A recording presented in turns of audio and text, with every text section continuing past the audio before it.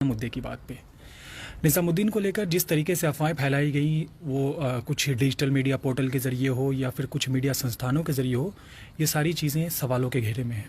पहले ये बार बार कहा गया कि मरकज़ के अंदर विदेशी नागरिक थे, 300 विदेशी नागरिक थे, 400 विदेशी नागरिक थे, 1500 लोग थे, इन्होंने ही कोरोना फैलाया। बड़ी तरह तरह की बातें हुई पूरे देश में। अगर आप सोशल मीडिया पे देखेंगे तो ऐसा लगा कि हमारे देश में कोरोना फैलने की सबसे बड़ी जो वजह है वो निज़ामुद्दीन ही है। निज़ामुद्दीन ने ही पूरे देश में कोरोना फैलाया है। उसके बाद जो हमारे देश का राइट विंग मीडिया है या फिर आप जिसे कहेंगे कि एक आईटी सेल ने अपना काम करना शुरू कर दिया, मुसलमानों के ख़िलाफ़ नफ़रतें परोसना चालू कर दिया।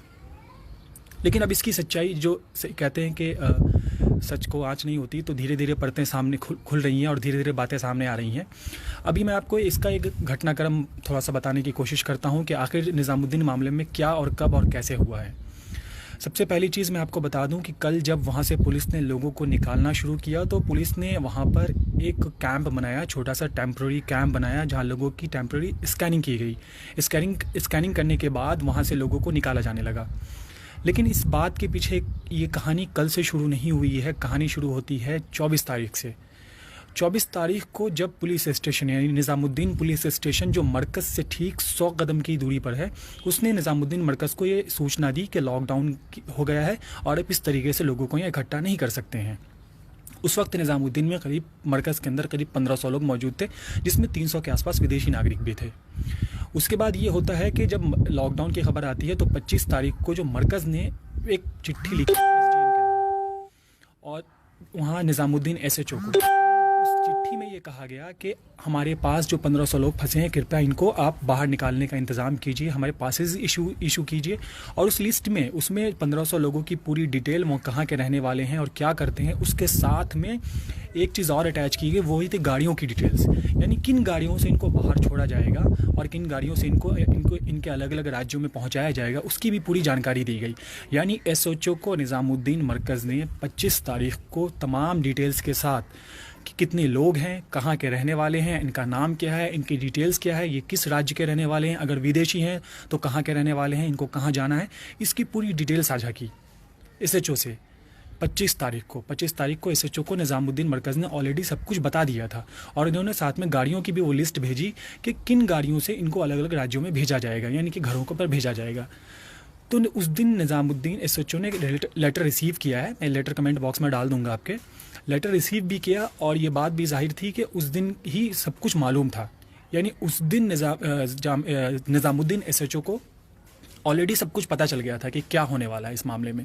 लेकिन वहाँ से कोई प्रतिक्रिया नहीं आती है। फिर अतुल कुमार जो असिस्टेंट पुलिस कमिश्नर हैं, उन्होंने 28 तारीख को मरकज़ को एक चिट्ठी लिखी कि आपने लॉकडाउन के आदेशों की अवहेलना की है। ठीक है,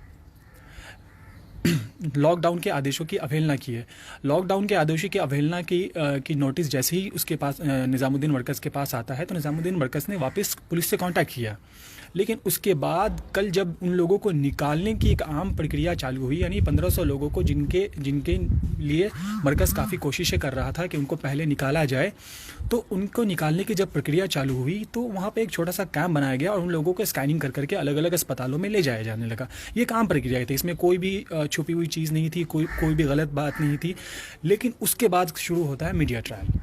मीडिया ट्रायल किस तरीके से शुरू होता है कि कोरोना की वजह से जो निज़ामुद्दीन में जो लोग हैं, जो विदेशी नागरिक आए हुए थे, इन्होंने ही कोरोना फैलाया है और इनकी वजह से देश के तमाम हिस्सों में कोरोना फैला है और मतलब अलग अलग तरीके की बातें लगातार होने लगी।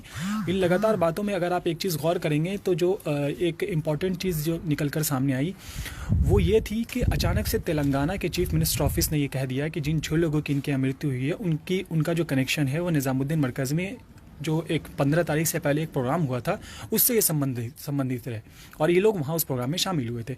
वही CMO ऑफिस जब 1 घंटे पहले एक प्रेस रिलीज़ जारी करता है तो उसमें ऐसी कोई भी बात नहीं कही जाती है।